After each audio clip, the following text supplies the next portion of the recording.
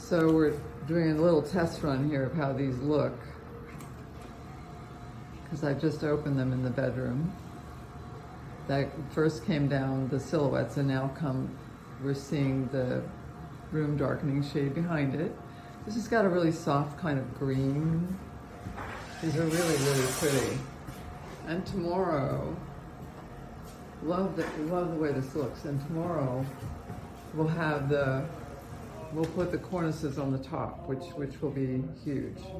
I guess the one thing we have to do is make sure that we don't have the windows open, because usually when people have their windows open with the blinds, it can damage them. So kind of finding that out the hard way, but how exciting to see how this looks with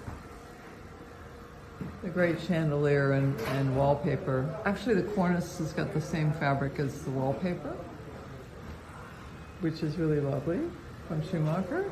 It's gonna be exciting. Can't wait to see it tomorrow. Ciao for now.